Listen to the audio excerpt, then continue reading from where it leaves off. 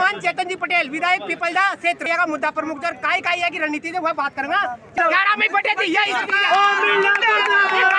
अब जब जमीन में गॉड बाल होने तो किसान न बढ़ोगो गरीब का साथ रहो मुद्दा तो ये पर जिन्हें ले रहा आप दर ना प्रदर्शन कर जाता थोड़ी जानकारी दो सर। सिस्टम जो है भ्रष्ट हो चुका है, गूंगा बहरा हो चुका है, जिसको लेकर आज हम सब ये जन में आक्रोश है। जनता परेशान हो चुकी है, जिसको लेकर बहुत बड़ी लड़ाई है जो सिस्टम के खिलाफ, ये प्रदर्शन सिस्टम के खिलाफ। आपने भी देखा झालावाड़ में जो पिपलोदी में जो घटना हुई, क्या दोष था उन बच्चों का? गरीब समुदाय के बच्चे हैं, आदिवासी समाज के बच्चे हैं, भील समाज के बच्चे हैं, छत के नीचे दबने से उनकी मृत्यु हो गई। अपनी लापरवाही को छुपाने की कोशिश करें। इससे बड़ी बात क्या हो सकती है कि इतनी बड़ी दुर्घटना हो गई, इसमें बच्चों को अपनी जान गंवानी चाहिए। सरकार ने खुद की जिम्मेदारी लेने की बजाय टीचरों के ऊपर कार्रवाई कर दी, टीचरों को सस्पेंड कर दिया, जबकि निरंतर 4 महीने से गांव के लोग बोल रहे थे हमारी छतें टपक रही है, हमारी छतें टपक रही है। वहाँ पे विधायक बीजेपी, वहाँ पे सांसद बीजेपी, पूर्व मुख्यमंत्री, या राज्य में सरकार बीजेपी, केंद्र में सरकार बीजेपी, और फिर उसके बाद बयान आता है कि कांग्रेस के पाप है। शर्म आनी चाहिए ऐसी सरकार जो गूंगी बहरी हो चुकी है। कहाँ बचेगी? ये शिक्षा मंत्री का स्तर है क्या? कोई जवाबदेही नहीं बनती।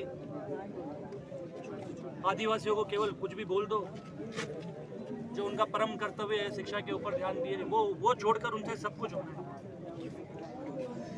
केवल ये बच रहा है शिक्षा मंत्री से कि इस बार विधानसभा के अंदर आमने सामने केवल एक प्रश्न बचता है, और तो कोई प्रश्न की उम्मीद नहीं की जा सकती कि 10वीं और 10th के अंदर शिक्षा मंत्री अंतर बताए क्या।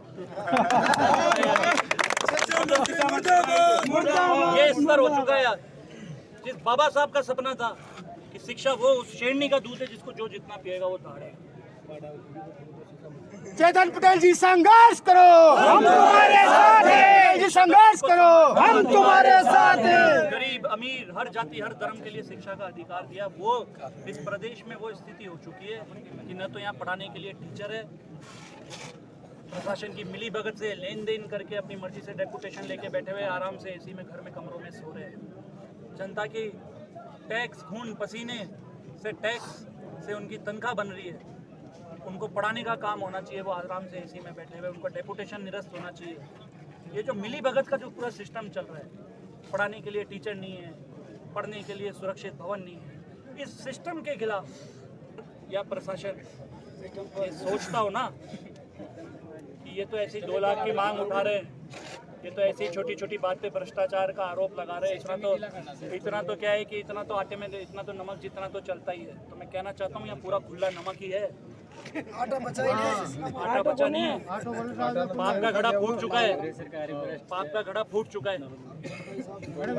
चेतन पटेल जिंदाबाद जिंदाबाद जिंदाबाद।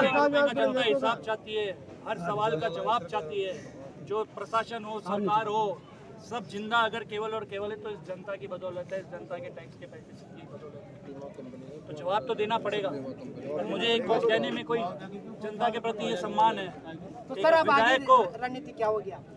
रणनीति हमारी सिंपल है, हम क्योंकि हमारा मुद्दा एसडीएम से जुड़ा हुआ है, हम एसडीएम से जवाब मांगेंगे, उनको जवाब देना पड़ेगा, उनको ही हम ज्ञापन देंगे। हमारी जो मांगे है उनको मनवाएंगे। हम इंतज़ार कर रहे हैं, पर हम क्योंकि यहाँ पे मैं बैठ चुका हूँ, अगर सब्र की परीक्षा हुई तो हम कोटा की तरफ भी कूच कर देंगे। मुझे कहने में कोई संकोच नहीं कि जनता का जिस प्रकार का आक्रोश है, बताओ आप लोग कोटा कूच करेंगे? रुकने वाली नहीं है। जवाब तो आज देना पड़ेगा। कोटा का काम कर देंगे। बीच की बात बनेगी, हमारी जो मांगे हम वो अपने, वही तो सुनने वाला कौन है इस गूंगी बहरी सरकार में? सुनने वाला कौन है? हम हमारी बात को बताए तो किसको बताए? हमारा मुद्दा जो है वो एसडीएम से जुड़ा हुआ है। आप पटवारी को बोल के कह दो कि इसको दे दो ज्ञापन, कैसे दे देंगे? कैसे दे देंगे?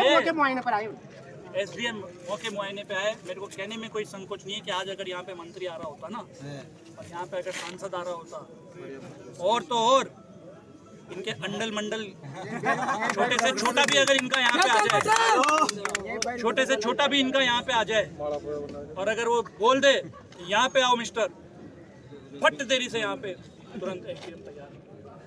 पर ठीक है, संघर्ष ही जीवन है, संघर्ष ही सिखाता है। संघर्ष नहीं मुझे यहाँ बैठना सिखाया है, मुझे बोलना सिखाया है, इतनी कम उम्र में विधानसभा पहुँचाया है, वहाँ बोलना सिखाया है, इनकी आवाज़ ही मैं वहाँ विधानसभा में बोलता हूँ। तो संघर्ष बहुत कुछ सिखाता है, हम इससे घबराने वाले नहीं हैं। तो सब किसान ही है, सब देसी है, कीचड़ में बिठाओ, आंधी हो, तूफान हो, हमारे कोई फर्क नहीं पड़ता, पर जवाब तो देना ही होगा। शिक्षा में दलाली बंद करो, बंद करो, बंद करो। कमीशन खोरी बंद करो, बंद करो, बंद करो। मैं खुद यहाँ पे क्यों जवाब लेके जाना चाहता हूँ, क्योंकि मैं खुद एमटेक हूँ। एक बार डिग्री एसडीएम साहब से भी पूछ लेना। मैं खुद भी एमटेक हूँ, मैकेनिकल में एमआईटी यूनिवर्सिटी से मैंने मास्टर्स किया, और मास्टर्स करने के बाद फिर मैं यहाँ पे जनता की आवाज़ बना। चेतन पटेल जिंदाबाद, जिंदाबाद, जिंदाबाद। चेतन पटेल जिंदाबाद, जिंदाबाद, जिंदाबाद। ये मैंने अपनी इतनी कम उम्र में उस विधानसभा में पहुंच के सबसे जवान विधायक हूँ कांग्रेस पार्टी के अंदर। जब वहाँ बोलता हूँ तो इस चीज़ को मैं महसूस करता हूँ कि वास्तव में बाबा साहब ने जो बोला था कि शिक्षा उस शेरनी का दूध है जो जितना पिएगा दाढ़ेगा। मैं क्यों बोल पाता हूँ, मैं क्यों चाहता हूँ कि मेरे क्षेत्र के बच्चों को अच्छी शिक्षा मिले, उनको टीचर्स मिले। वहाँ डेपुटेशन पे पड़े पड़े पता नहीं कहाँ है, कोई बीएलओ के नाम से कोटा में मौज मड़ा रहा है, कोई क्या कर रहा है। क्यों? क्या शिक्षा में अधिकार नहीं है सबको?